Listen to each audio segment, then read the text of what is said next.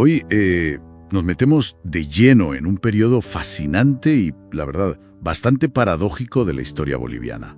Hablamos de las 2 primeras décadas del siglo XX, una época en la que, el estaño del país se vuelve crucial para el mundo, pero esa misma riqueza, crea una fractura social interna tremenda. Exacto. Y lo que vemos en las fuentes que hemos estado mirando es cómo esa idea de modernización liberal, que venía impulsada justo por el estaño, pues en realidad no es que redujera la brecha, sino que consolidó un modelo que beneficiaba a una élite minúscula.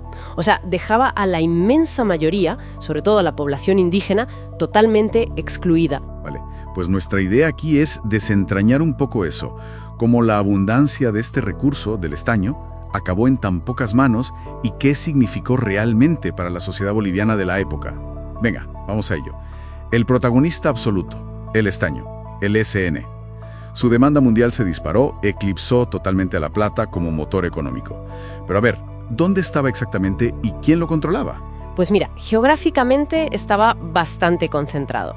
Sobre todo en Oruro, con sitios clave como Huanuni, Yayagua y también en La Paz, en Colquiri, por ejemplo. Pero si hablamos de concentración de poder, eso era todavía más radical, ¿eh? La propiedad estaba en manos de una oligarquía diminuta, los famosos varones del estaño. Ah, los varones del estaño, claro. Sí. Nombres como Simón Patiño, que llegó a ser conocido como el rey del estaño, ¿no? Con minas como La Salvadora y un imperio que iba mucho más allá de Bolivia.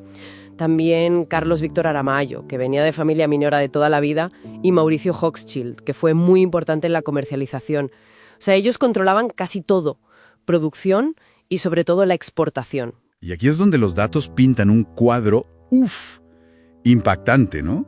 Una sociedad partida en 2. Por un lado, esta oligarquía vivía en una opulencia, deslumbrante, casi desconectada de la realidad del país, la verdad. Hablamos de palacios de estilo europeo, moda traída de París, viajes constantes, mandaban a sus hijos a estudiar fuera. Controlaban las minas, sí, pero también el Estado, la banca, muchísimas tierras. Sus ingresos eran fortunas inimaginables para la época y muchas veces iban directas a bancos en Europa o Estados Unidos. Vaya, ese lujo contrasta de forma brutal con la realidad de la inmensa mayoría, ¿no? ¿Cómo era la vida para ellos? Durísima. En el campo, por ejemplo, seguía existiendo el pongueaje. ¿El pongueaje? ¿Qué era exactamente? Pues una forma de servidumbre.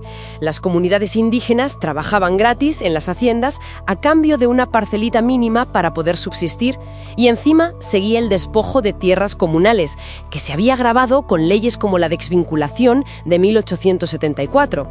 En teoría era para individualizar la propiedad, pero en la práctica facilitó que hacendados y otros se quedaran con ellas. Y los mineros, que al final eran la base de toda esa riqueza del estaño.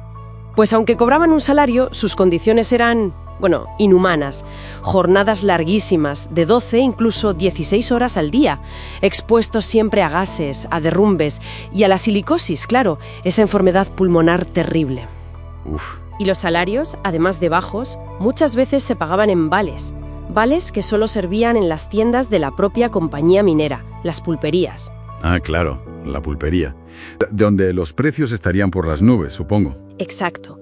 Creaba un círculo vicioso de deuda del que era casi imposible salir. Con esa concentración de riqueza y poder tan bestia, me pregunto qué pasaba con la participación política o los derechos más básicos. Pues para la mayoría prácticamente nada. El voto estaba muy restringido. Solo hombres que supieran leer y escribir y con un cierto nivel de patrimonio.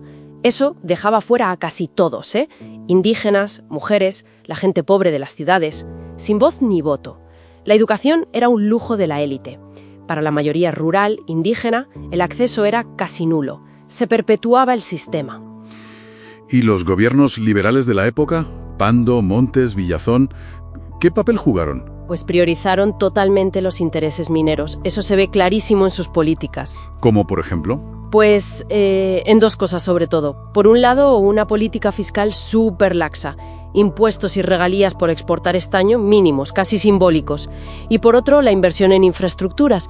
Los ferrocarriles, por ejemplo, se construyeron casi solo para conectar las minas con los puertos del Pacífico, para sacar el mineral, sin pensar en integrar el país o beneficiar otras zonas.